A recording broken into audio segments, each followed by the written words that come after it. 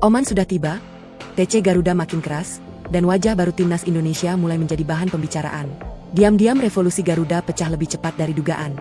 Saat TC timnas Indonesia baru saja dimulai, suasana mendadak berubah total. 3 nama besar yang selama ini hanya jadi rumor tiba-tiba muncul bersama skuad John Hartman, Pascal Struijk, Luke Velkery, dan Michel Becker. Kalau ini benar terjadi, seberapa mengerikan wajah baru timnas Indonesia?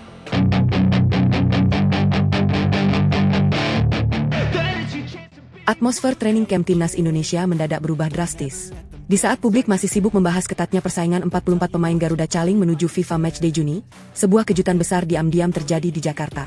3 nama diaspora yang selama ini hanya menjadi pembahasan hangat akhirnya dikabarkan muncul di lingkungan TC Garuda. Pascal Struijk, Luke Velkery, dan Michel Becker disebut telah bergabung bersama skuad racikan John Hartman dan langsung mengikuti sesi latihan tertutup. Kehadiran mereka langsung menjadi pusat perhatian. Bukan hanya karena nama besar dan pengalaman sepak bola Eropa yang melekat, tetapi juga karena momen tersebut dianggap memperlihatkan bahwa proyek besar Hartman ternyata bergerak lebih cepat dari perkiraan banyak orang. Suasana TC yang sebelumnya sudah panas karena persaingan ketat mendadak naik level. Pemain lama maupun wajah baru kini sadar bahwa persaingan menuju skuad inti Garuda benar-benar tidak mengenal kompromi. Nama Pascal Struijk menjadi sorotan utama ketika pertama kali terlihat mengenakan perlengkapan latihan timnas Indonesia dalam cerita ini. Bek bertipe modern dengan postur kuat itu disebut langsung terlibat dalam sesi taktikal bersama lini belakang Garuda. Hartman bahkan beberapa kali terlihat berdiskusi intens dengannya mengenai organisasi pertahanan dan pola build-up dari bawah yang menjadi fondasi permainan baru Indonesia. Kehadiran Pascal membuat lini belakang Garuda terasa lebih kokoh sekaligus menaikkan standar persaingan di sektor pertahanan. Sementara itu, Luke Velkery langsung mencuri perhatian lewat intensitas dan mobilitasnya di lini depan. Dalam game internal TC, Luke dikabarkan tampil agresif dengan pergerakan cepat serta keberanian duel 1 lawan 1. Hartman disebut tertarik menjadikannya bagian dari proyek trio penyerang baru yang lebih dinamis untuk mendampingi lini serang Garuda. Gaya bermainnya dianggap cocok dengan filosofi pressing tinggi dan transisi cepat yang sedang dibangun. Tak kalah menarik, Michel Becker juga disebut cepat menyatu dengan atmosfer latihan timnas. Kemampuannya bermain fleksibel dan membaca ruang membuat Hartman memiliki lebih banyak variasi dalam menyusun strategi. Kehadiran Michel menghadirkan keseimbangan baru di lapangan dan membuka kemungkinan perubahan taktik yang sebelumnya belum pernah dicoba di timnas Indonesia. Masuknya 3 nama tersebut membuat suasana TC benar-benar berubah. Intensitas latihan meningkat, komunikasi antar pemain makin hidup, dan setiap posisi terasa dipenuhi tekanan persaingan. Tidak ada lagi zona nyaman. Pemain lama harus mempertahankan tempat, sementara wajah-wajah baru datang dengan ambisi besar untuk mengubah peta kekuatan skuad Garuda. John Hartman sendiri dalam cerita ini terlihat menikmati situasi tersebut. Karena sejak awal, pelatih asal Kanada itu memang ingin membangun timnas Indonesia dengan budaya kompetitif tinggi. Baginya, tim besar lahir dari persaingan sehat dan rasa lapar untuk berkembang, bukan dari status atau reputasi semata.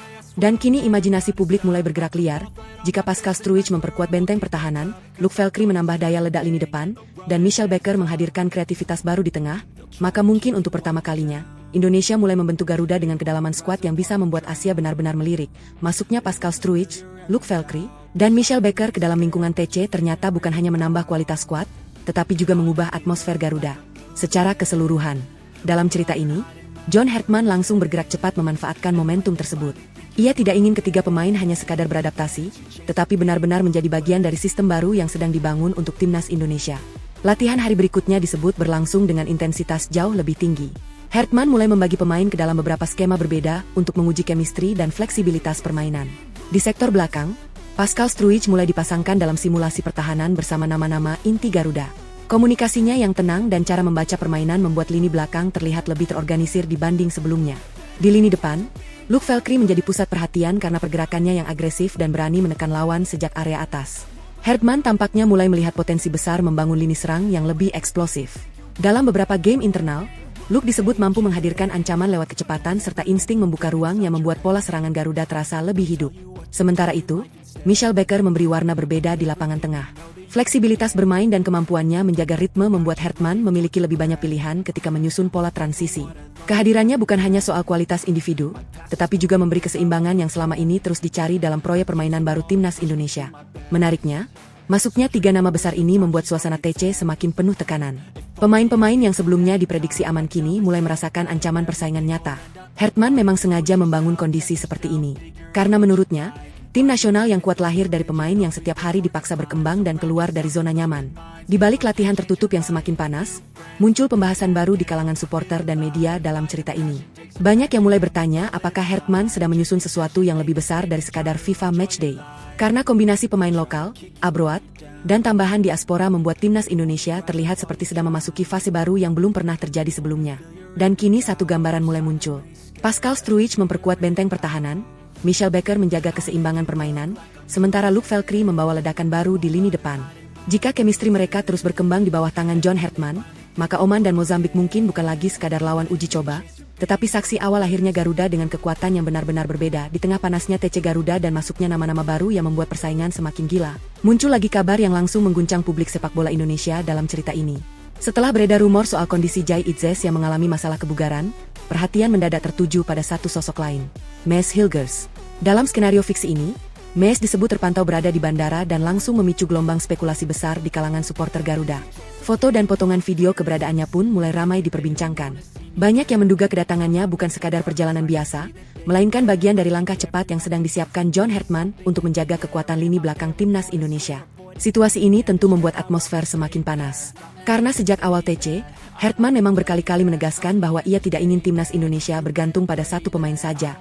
Cedera atau absennya pemain penting tidak boleh membuat sistem permainan runtuh. Filosofi itulah yang membuat tim pelatih selalu menyiapkan berbagai opsi di setiap lini. Dalam cerita ini, kemungkinan hadirnya Maes Hilgers langsung menciptakan pembahasan besar. Back dengan karakter tenang dan kemampuan membaca permainan itu dianggap memiliki profil yang cocok dengan pendekatan modern yang sedang dibangun Hertman.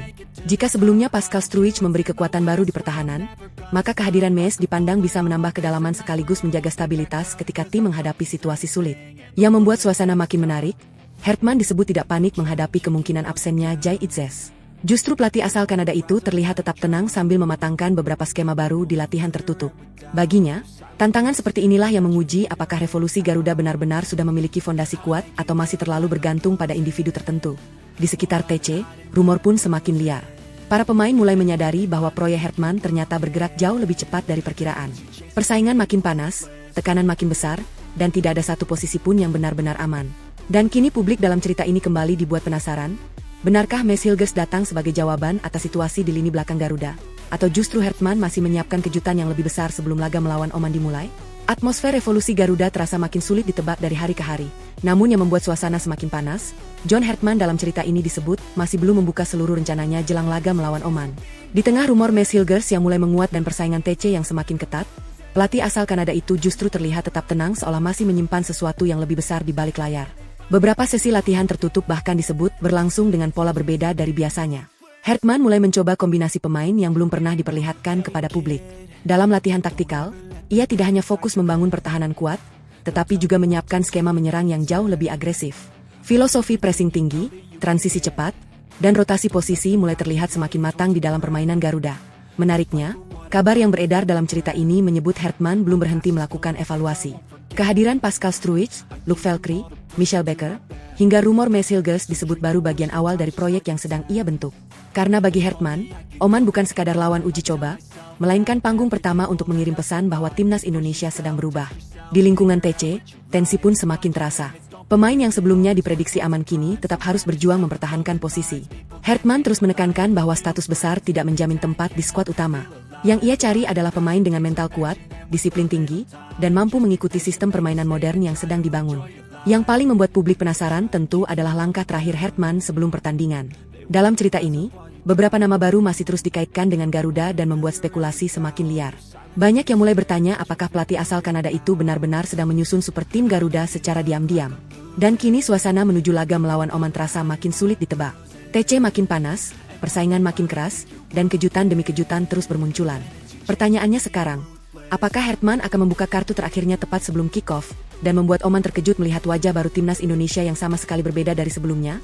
Kedatangan timnas Oman ke Indonesia dalam cerita ini langsung menambah panas atmosfer jelang pertandingan besar di Gelora Bung Karno. Begitu tiba di Jakarta dan mulai menjalani agenda persiapan, perhatian mereka tidak hanya tertuju pada suasana sepak bola Indonesia yang semakin ramai, tetapi juga pada perkembangan skuad Garuda yang kini terlihat sangat berbeda dibanding pertemuan-pertemuan sebelumnya. Dalam skenario fiksi ini, tim Oman mulai memantau perkembangan TC Timnas Indonesia dan melihat perubahan yang cukup mencolok. Indonesia tidak lagi tampil hanya mengandalkan semangat dan dukungan supporter, tetapi mulai menunjukkan organisasi permainan yang lebih rapi dan kedalaman skuad yang lebih luas. Kehadiran nama-nama seperti Pascal Struijk, Luc Velkri, Michel Becker, hingga rumor tambahan pemain lain membuat wajah Garuda terlihat lebih sulit diprediksi. Suasana semakin menarik ketika Oman menyaksikan bagaimana latihan Garuda berjalan dengan tempo tinggi. Di bawah arahan John Hertman, Indonesia dalam cerita ini memainkan pressing agresif, transisi cepat, dan latihan taktik yang penuh intensitas. Para pemain terlihat lebih berani mengambil inisiatif, sementara komunikasi di lapangan disebut jauh lebih hidup dibanding sebelumnya. Perubahan itulah yang mulai memunculkan pembahasan di lingkungan lawan. Oman yang datang dengan status tim berpengalaman Asia kini disebut mulai memberi perhatian ekstra terhadap perkembangan Garuda. Bukan karena takut begitu saja, tetapi karena mereka melihat Indonesia hadir dengan identitas baru yang belum sepenuhnya bisa dibaca. Di lini belakang, organisasi pertahanan Garuda terlihat lebih solid. Di tengah, permainan mulai lebih dinamis dan fleksibel. Sementara lini depan menghadirkan variasi serangan yang membuat pendekatan Hertman sulit ditebak. Semua perubahan itu membuat Oman dalam cerita ini menyadari bahwa mereka tidak lagi menghadapi Indonesia versi lama. John Hertman sendiri justru tetap tenang menghadapi situasi tersebut. Ia disebut tidak ingin skuadnya larut dalam euforia atau sorotan media. Fokusnya tetap sama, membangun tim yang disiplin dan siap bertarung selama 90 menit penuh. Namun di balik ketenangannya, Hertman diyakini memahami satu hal. Semakin banyak lawan mulai memperhatikan Garuda, semakin besar pula pesan yang sedang dikirim Indonesia ke sepak bola Asia. Dan kini suasana menuju kick-off terasa makin panas. Oman sudah tiba, TC Garuda makin keras, dan wajah baru timnas Indonesia mulai menjadi bahan pembicaraan. Dalam cerita ini, pertanyaan besar pun mulai muncul, ketika peluit pertandingan akhirnya berbunyi, apakah Oman akan menemukan Indonesia yang dulu mereka kenal, atau justru berhadapan dengan Garuda baru yang dibangun diam-diam lewat revolusi John Hertman?